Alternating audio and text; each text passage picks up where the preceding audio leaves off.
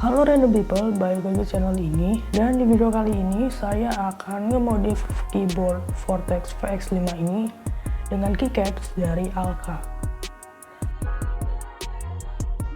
Pertama, saya akan lepas dulu semua keycaps ori dari Vortex ini, yang dimana sebetulnya keycaps ini tuh cukup nyaman buat ngetik. Tapi font yang digunakan di caps ini rasanya kayak gaming banget gitu. Karena keyboard ini kan saya pakainya bukan buat main game ya, tapi lebih buat kerja gitu. Jadi kayaknya lebih enak kalau keycapsnya diganti sama keycaps yang fontnya biasa.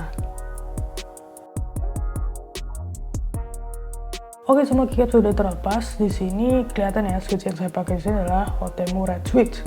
Selanjutnya, sebelum kita pasang keycaps yang baru, kita akan bersihin dulu menggunakan kuas ini.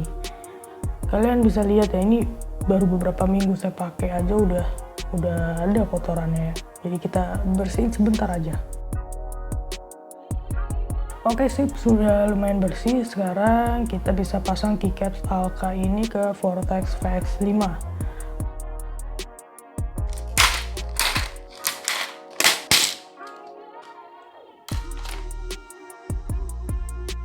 Untuk pemasangan dari caps ini sih cukup mudah ya, dan ternyata juga cukup menyenangkan, kayak main Lego gitu.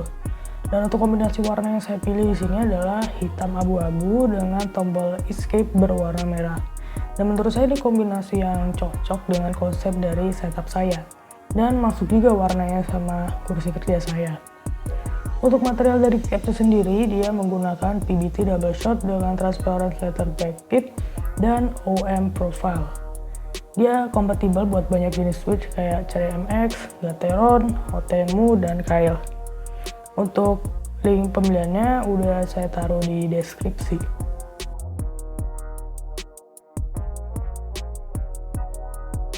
Oke, nice, semuanya udah terpasang. Sekarang kita bakal coba ya gimana sih suara ketikannya sebelum ganti keycaps dan setelah ganti ke keycaps Alka.